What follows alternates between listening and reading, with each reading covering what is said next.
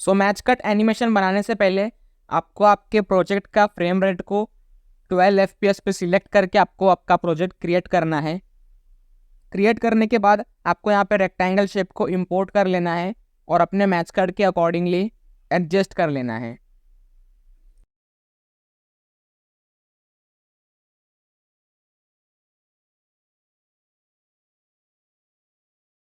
Adjust करने के बाद आपके आर्टिकल वाले स्क्रीनशॉट को इंपोर्ट कर लेना है लाइट मोशन में।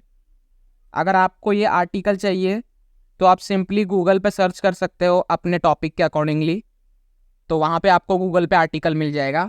सो वहाँ से आप स्क्रीनशॉट लेके यहाँ पे अपना मैच कट बना सकते हो अच्छे से। सो स्क्रीनशॉट इंपोर्ट करने के बाद आपके वर्ड को बराबर से इस रेक्टेंगल में एडजस्ट कर लेना है जूम करके।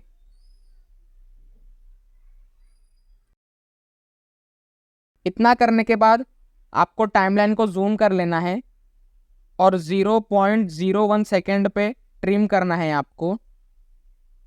फिर आपको दूसरा आर्टिकल को इंपोर्ट करना है और उस पर भी आपको सेम प्रोसेस करना है।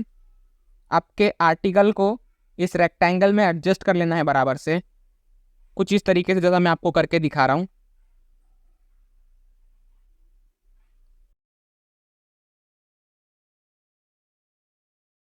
बराबर से एडजस्ट करने के बाद 0.01 सेकेंड आगे जाने के बाद आपको आपके आर्टिकल को ट्रिम कर देना है। सिमिलरली आपको ऐसा करते रहना है।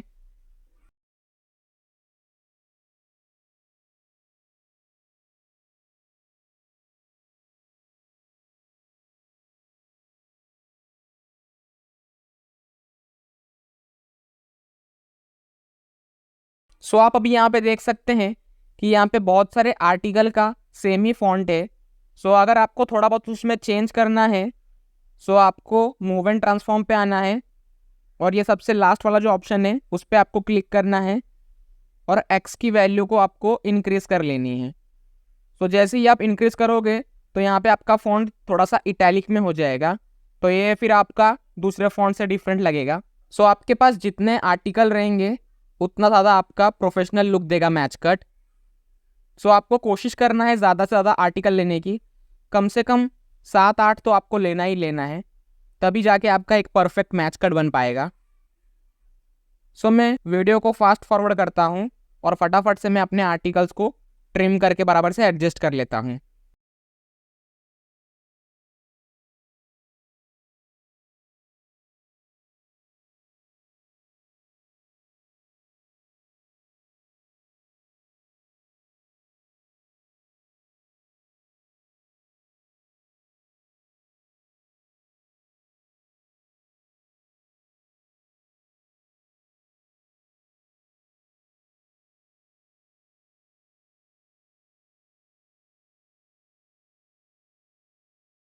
सो सभी आर्टिकल को एडजस्ट करने के बाद आपको सभी आर्टिकल के स्क्रीनशॉट के लेयर को सिलेक्ट करना है और इनका ग्रुप बना देना है। ग्रुप बनाने के बाद आपको इस ग्रुप को डुप्लीकेट करना है और आपको जितना मैच कट चाहिए रहेगा उतना आपको एडजस्ट कर लेना है। मैं यहाँ पे 5 सेकंड तक का मैच कट बना रहा हूँ, तो मैं यहाँ पे फटाफट से डुप्लीकेट करके ग्रुप को एडजस्ट कर लेता हूँ 5 सेकंड तक।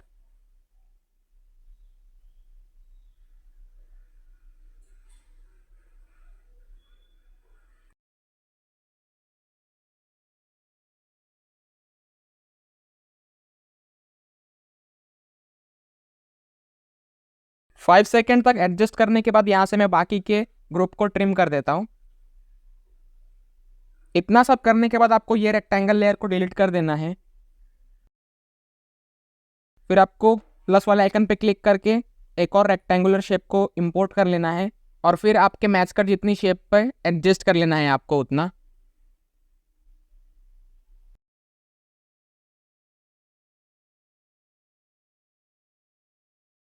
एडजस्ट करने के बाद आपको एक और रेक्टेंगल लेयर को इंपोर्ट करना है और इसको स्केच टू कॉम्पोजिशन एरिया पे सिलेक्ट करना है।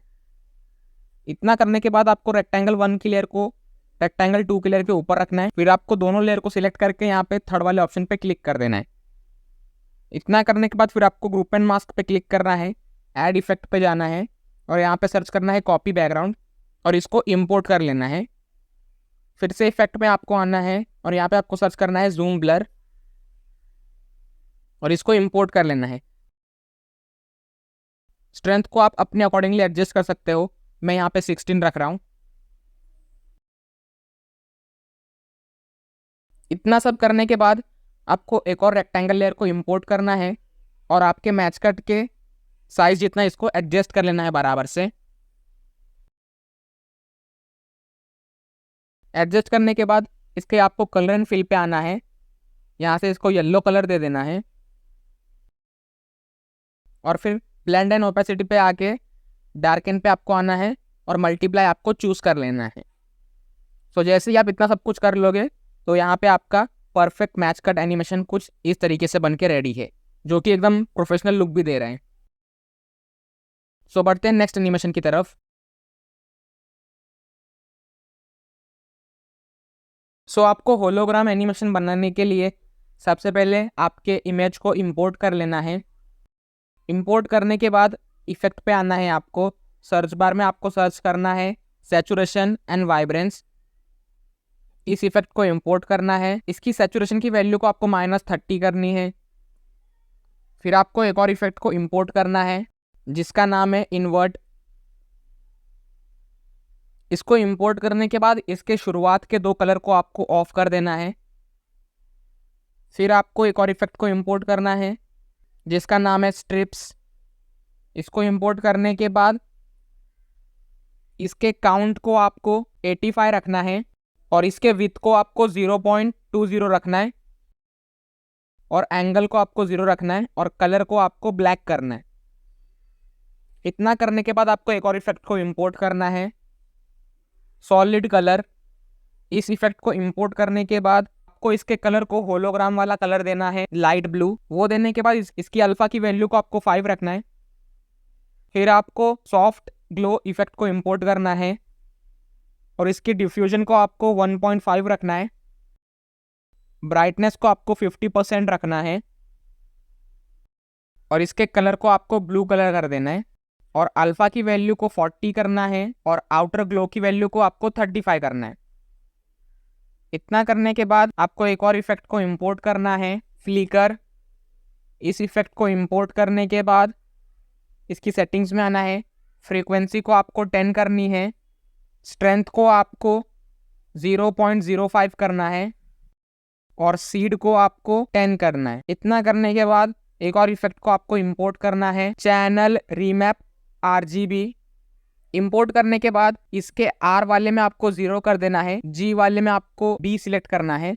यहाँ पे आपका होलोग्राम वाला कलर आ जाएगा। सो इतना करने के बाद अभी हम इसमें इन एनिमेशन देते हैं। सो मूव एंड ट्रांसफॉर्म में जाके 2 की फ्रेम दे देंगे। पहला की फ्रेम स्टार्टिंग में, दूसरा की फ्रेम 30 सेकेंड्स आगे। स्टार्टिंग वाले की फ्रेम पे आके इस इमेज को डाउन कर देंगे हम लोग और फिर दोनों की फ्रेम्स के बीच में आके इस तरीके से ग्राफ दे देंगे। सो यहाँ पे इन एनिमेशन तो रेडी है, लेकिन हमें इसे रोटेट भी करना है। सो रोटेट करने के लिए आपको यहाँ पे इफेक्ट पे आना है, 3D में आना है, फ्लिप लेयर इफेक्ट को इंपोर्ट कर लेना है और फिर आपको एक की फ्रेम देनी है और टाइमलाइन में 40 सेकेंड्स आगे जाने के बाद एक और की फ्रेम देनी है और एंगल की वैल्यू को आपको 180 डिग्री करना है और दोनों की फ्रेम्स के बीच में आके आपको ग्राफ को कुछ इस तरीके से ड्रॉ कर लेना है। सो इतना करने के बाद आपका होलोग्राम एनिमेशन कुछ इस तरीके से बन के रेडी है। सो बढ़ते हैं नेक्स्ट एनिमेशन की तरफ। सो इस एनिमेशन को बनाने के लिए सबसे पहले आपको रेक्टेंगल शेप को इंपोर्ट कर लेना है और उसके साइज को कुछ इस तरीके से एडजस्ट कर लेना है, जैसा मैं करके दिखा रहा हूँ।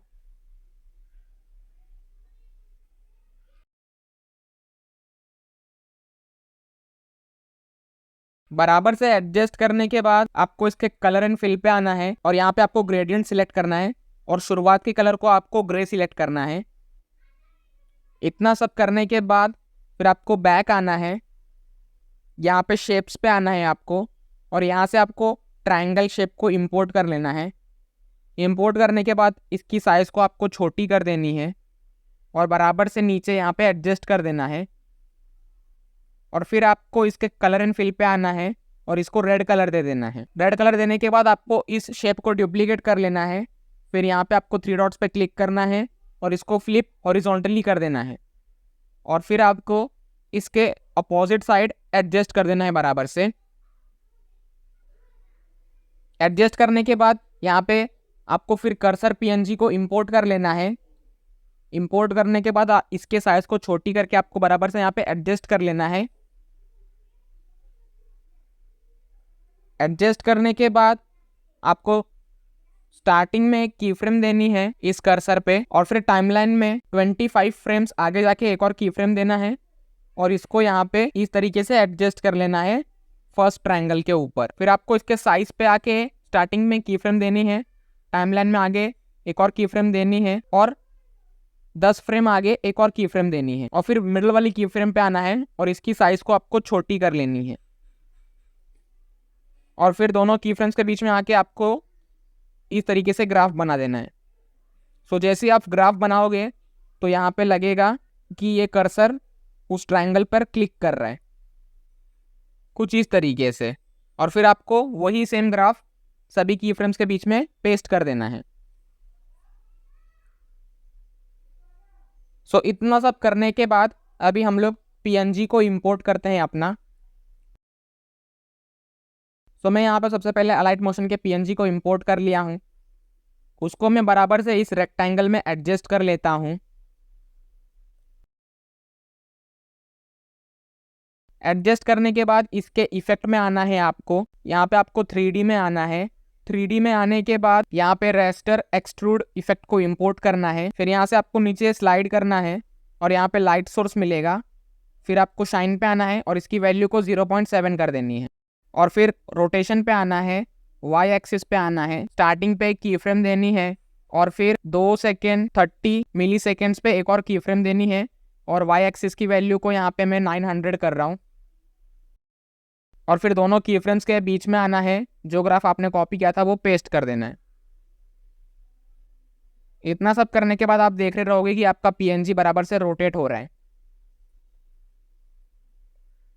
सो ये रोटेट हो रहा है। अभी हम लोग इसको एनिमेट भी कर देते हैं अच्छे से। सो सिंपली इसके लिए आपको मूव एंड ट्रांसफॉर्म पे आना है, स्टार्टिंग पे की फ्रेम देनी है और 30 सेकेंड्स आगे जाके एक और की फ्रेम देनी है। फिर यही सेम पोजीशन पे आपको साइज पे भी 2 की फ्रेम दे देनी है इसकी और फिर स्टार्टिंग वाली की फ्रेम पे आके इसकी साइज को आपको छोटी कर लेनी है और मूव एंड ट्रांसफॉर्म पे आके बराबर से इसको साइड में एडजस्ट कर देना है। तो जैसे ही आप एडजस्ट करोगे उसके बाद आपको ग्राफ दे देना है जो आपने कॉपी किया था। ग्राफ देने के बाद यहाँ पे आपका इन एनिमेशन बन के कुछ इस तरीके से रेडी है। सो इन एनिमेशन बन गया। अब आउट एनिमेशन देते हैं। सो इसके लिए सिंपली मूव एंड ट्रांसफॉर्म पे आना है, एक की फ्रेम देनी है स्टैंड, फिर टाइमलाइन में आगे जाके एक और की फ्रेम देके इसको पूरा लेफ्ट हैंड साइड कर देना है। सेम आपको साइज पे भी 2 की फ्रेम्स देनी है और फिर एंड की फ्रेम पे आना है और इसकी साइज को पूरी छोटी कर देनी है और दोनों की फ्रेम्स के बीच में आके ग्राफ को पेस्ट कर देना है। इतना सब करने के बाद यहाँ पे आपका इन और आउट दोनों एनिमेशन बन के रेडी है, लेकिन ये आउट कुछ जल्दी हो रहा है। सो इसके साइज वाली की फ्रेम पे आना है आपको और इसकी ज़रा टाइमलाइन को आपको इंक्रीज कर देनी है की फ्रेम की। सो इतना करने के बाद यहाँ पे परफेक्ट सा इन और आउट एनिमेशन बन के रेडी है। फिर आपको इस लेयर को डुप्लीकेट करना है और इस डुप्लीकेट लेयर के आपको कलर एंड फिल पे आना है। यहाँ पे फिर आपको स्टार पे क्लिक करके आपको दूसरा पीएनजी को यहाँ पे इंपोर्ट कर लेना है। सो मैं यहाँ पे यूट्यूब का पीएनजी को इंपोर्ट किया हूँ। पीएनजी को इंपोर्ट करने के बाद जहाँ पे ये एनिमेशन ख़त्म हो रहा है वहाँ पे इस यूट्यूब के पीएनजी को मैं बराबर से एडजस्ट कर लेता हूँ। सो एडजस्ट करने के बाद यहाँ पे कुछ इस तरीके से एनिमेशन बन के रेडी है। सो फिर आपको कर्सर पे आना है और एनिमेशन जैसे ही ख़त्म हो रहा है वहाँ पे साइज पे एक की फ्रेम देनी है और टाइमलाइन में आगे जाके एक और की फ्रेम देनी है और फिर थोड़ा और आगे जाके एक और की फ्रेम देनी है और फिर मिडल वाली की फ्रेम पे आना है और कर्सर की साइज़ को आपको छोटी कर देनी है और दोनों की फ्रेम्स के बीच में आके आपको ग्राफ को पेस्ट कर देना है। सो यहाँ पे फिर से क्लिक इन एनिमेशन बन के रेडी हो जाएगा कर्सर के लिए। फिर आपको यूट्यूब के लोगो को डुप्लीकेट करना है और उसको भी फिर आपको दूसरे लोगों से चेंज कर देना है। सो अभी मैं यहाँ पे कैपकट के लोगो से चेंज कर दिया हूँ। और फिर जहाँ पे इस यूट्यूब एनिमेशन ख़त्म हो रहा है वहाँ पे आपको कैपकट का एनिमेशन को स्टार्ट कर देना है। और फिर टाइमलाइन में आगे जाके जहाँ पे ये एनिमेशन ख़त्म हो रहा है आउटर वाला, वहाँ पे आपको एक कट दे देना है और बाकी के पार्ट को आपको रिमूव कर देना है। और फिर बाकी की टाइमलाइन को आपको एक्सटेंड कर देना है। एक्सटेंड करने के बाद फिर आपको कर्सर पे आना है, इसके साइज पे आना है, टाइमलाइन में आगे एक की फ्रेम देनी है, 15 सेकेंड आगे जाके एक और की फ्रेम देनी है, और 10 सेकेंड्स आगे जाके एक और की फ्रेम देनी है, और मिडल वाली की फ्रेम पे आना है आपको और इसकी साइज़ को छोटी कर देनी है, और दोनों की फ्रेम्स के बीच में आके आपको ग्राफ को पेस्ट कर देना है। सो इतना सब करने के बाद फाइनली आपका एनिमेशन कुछ इस तरीके से बन के रेडी है, जो कि देखने में एकदम प्रोफेशनल लुक दे रहे हैं।